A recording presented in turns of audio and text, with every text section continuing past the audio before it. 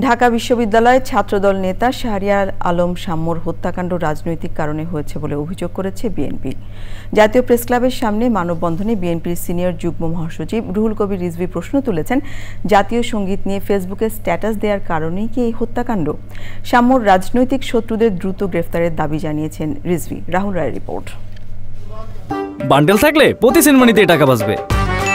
বিকাশ send money bundle কিনে জিতুন প্রতি লেনদেনে। ঢাকা বিশ্ববিদ্যালয়ের ছাত্রদল নেতা শাহরিয়ার আলম শাম্মুর হত্যাকাণ্ডের প্রতিবাদে বিভিন্ন কর্মসূচি পালন করছে ছাত্রদল।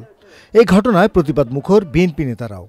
জাতীয় প্রেসক্লাবের সামনে মানববন্ধনে ক্ষুব্ধ প্রতিক্রিয়া জানান বিএনপির সিনিয়র যুগ্ম মহাসচিব। শাহবাগে জাতীয় সঙ্গীত বন্ধের জন্য একটা আন্দোলন চলছিল, তার বিরুদ্ধে সে একটা পোস্ট দিয়েছে যে আপনার জাতীয় সঙ্গীতের পক্ষে।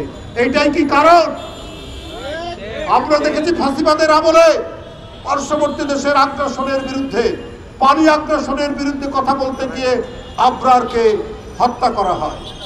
আজকে জাতীয় সঙ্গীত, জাতীয় পতাকা, ৭১-এ আমাদের স্বাধীনতার পক্ষে কথা বললে পরে তার জীবন চলে যায়। তার রাজনৈতিক শত্রু কারা আমরা একটু আভাস পাচ্ছি।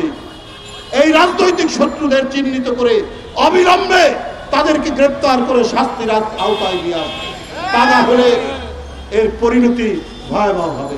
শিক্ষাঙ্গনে কেন এমন হত্যাকাণ্ড, সেই প্রশ্ন তুলে অন্তর্বর্তী সরকারের সমালোচনা করেন রিজভী। ডানে বামে সব দিকে তাকিয়ে যথাযথভাবে দেশ শাসন করুন, না হলে কেউ রক্ষা পাবেন না। কোনো বিশেষ রাজনৈতিক দল বা কোনো আদর্শকে প্রতিষ্ঠিত করতে গেলে আপনারা কিন্তু জনগণ ধরে ফেলবে। কেন ক্যাম্পাস হবে রক্তপাতের একটি জায়গা?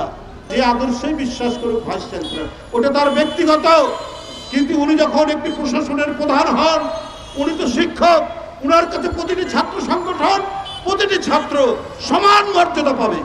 জগন্নাথ বিশ্ববিদ্যালয়ের শিক্ষার্থীদের ওপর লাঠিচার্জেরও সমালোচনা করেন বিএনপির এই নেতা। রাহুল রায়, চ্যানেল আই, ঢাকা।